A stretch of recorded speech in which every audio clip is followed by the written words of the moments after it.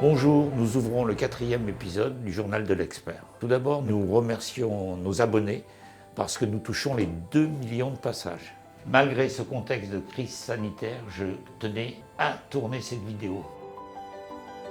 Tout d'abord, je tiens à remercier notre personnel médical, des héros face à un ennemi invisible. Bien sûr, nous sommes en guerre et nous allons rentrer dans une économie de guerre. L'impact de la crise n'a pas encore été chiffré.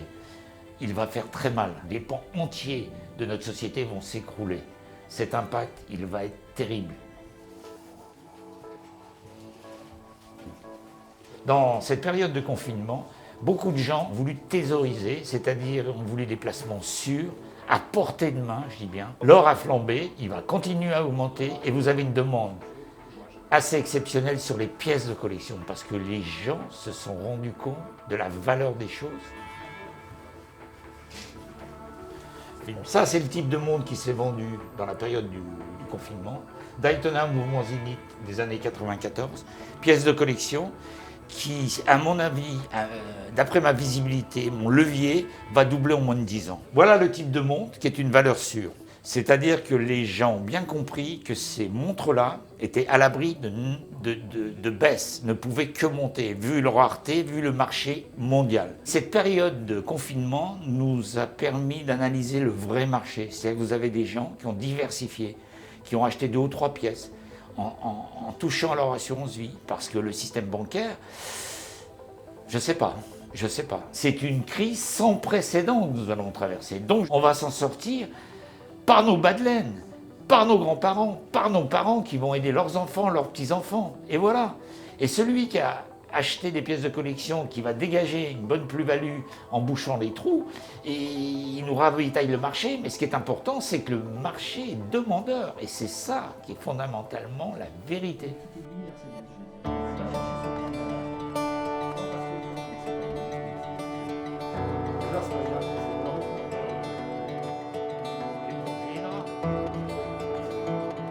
Voilà l'exemple d'un client qui est jeune, qui gagne sa vie et qui a ciblé la collection Rolex. Donc c'est un garçon qui en 20-30 ans va se constituer un fabuleux patrimoine. C'est ça nos conseils sur le marché d'investissement.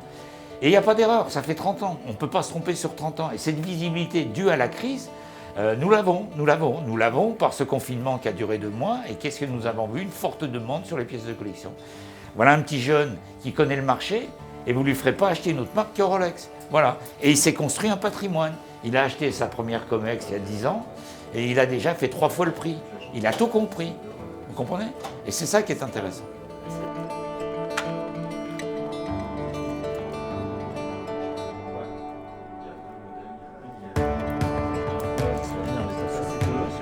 C'est magnifique.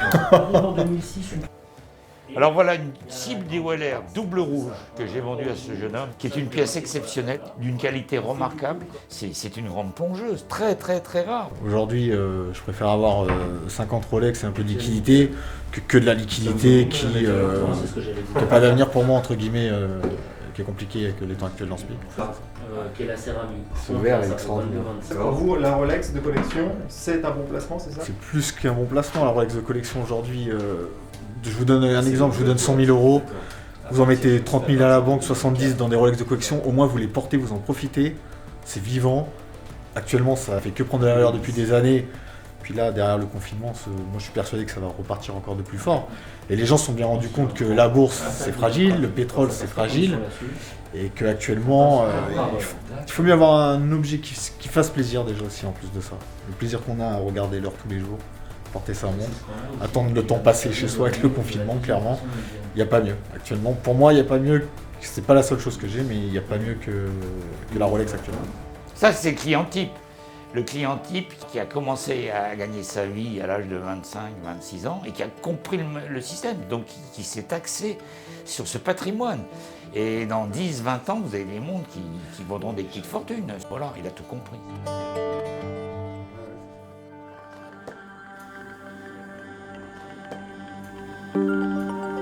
Maintenant, je vais vous raconter une belle histoire. L'histoire vraie. 2009, vente Anticom, New York. Qu'est-ce que je vois en ouvrant le catalogue? 5512 de Steve McQueen. À savoir que Steve McQueen n'a eu qu'une Rolex, une 5512. Moi, je vois cette vente-là se programmer. Je contacte 3 gros financiers, je leur dis écoutez messieurs, cette montre a été sous-estimée parce que la montre de Tiwanaku était estimée entre 10 et 20 000 $. J'ai dit vous avez les moyens, moi j'avais pas l'amplitude. Donc mes financiers me disent non, on n'investit pas dans les montres, on n'y croit pas trop, enfin bref, j'arrive pas à les faire investir sur cette montre. Et pourtant ils avaient de gros moyens.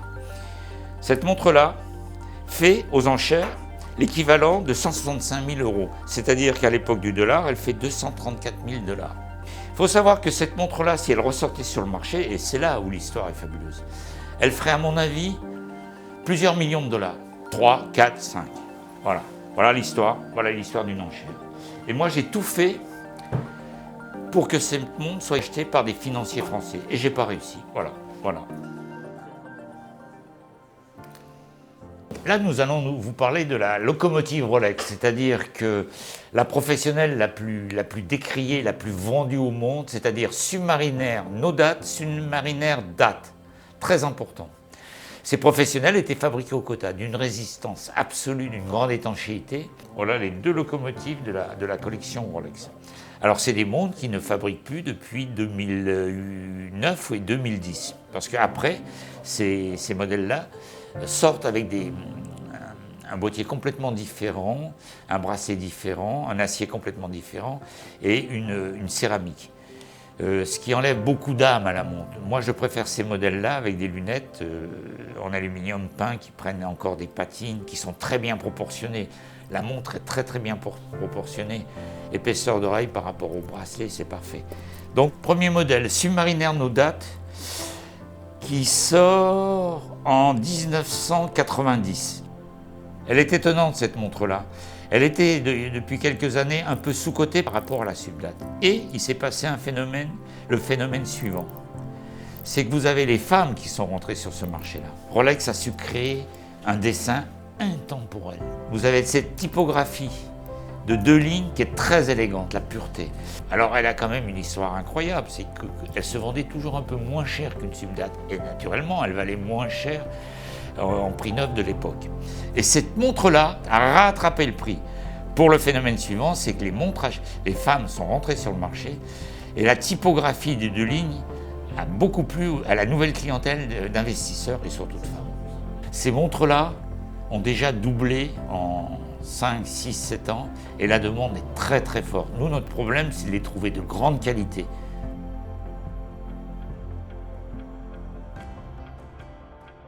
Ensuite, nous allons nous reporter sur les pièces qui sont passées de collection à grande collection en quelques années. C'est-à-dire les verres que j'appelle des verres organiques. C'est des verres de résine. Donc vous avez 2 modèles mythiques, Subdate 1680 et Subnodate. La fameuse 1680, Subdate d'époque, 77, marque 1. Les index sont toujours restés très blanc neigeux et assez conséquents. Ensuite, vous avez le fameux verre organique, ce qu'on appelle le verre cheminé. Typique à la 1680, voilà typique l'historique de la 1680. L'ancêtre de la Subdate, voilà l'ancêtre, voilà, très très belle pièce. Voilà. Ça pareil, avant d'en trouver une bonne, il faut, comme dirait l'autre, il faut ramer. Là, ce que je vais vous dire, c'est très important, et vous allez comprendre notre expertise. Quand on vous propose 10 pièces de collection en verre organique, il faut savoir, et ça c'est une expertise de terrain, il faut savoir qu'il y en a 6 qui ont été en SAV Rolex avec des pièces de service qui ne correspondent pas. C'est-à-dire qu'il y a 3 éléments à ne pas toucher sur des pièces historiques et de collection. C'est-à-dire c'est le boîtier, le mouvement et le cadran. Donc sur 10 montres du marché, vous en avez déjà 6 qui ne sont pas bonnes. Complètement flinguées par le SAV Rolex. Ensuite, comprenez bien les choses, il reste 4 pièces sur 10 en moyenne. Ça c'est notre expertise sur le terrain, qui des années, on a vu ces proportions. Donc on peut vous dire une vérité. Sur ces 4 montres qu'il reste, pièces d'origine, il n'en reste plus que 2 de qualité, parce qu'il ne suffit pas que la montre ait des pièces d'origine, mais si le cadran a pris un coup de flotte, s'il a été retouché, c'est pas bon. Donc nous travaillons sur quoi? La vérité, c'est que nous travaillons sur 20% de produits qui sont des pièces d'origine et de qualité. Et c'est ce qui fait le côté patrimoine des choses. Et c'est ce qui fait que c'est un marché qui ne peut pas baisser, parce que c'est un marché mondial. Une pièce comme ça, voilà, une pièce comme ça, qui a été notée 20 sur 20, elle a fait 15 jours de stock, période de confinement, grosse demande.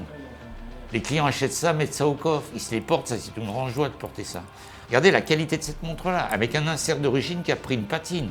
Cette montre-là est d'une grande qualité, elle a vu le soleil. Et, rien que cet insert patiné anthracite est exceptionnel.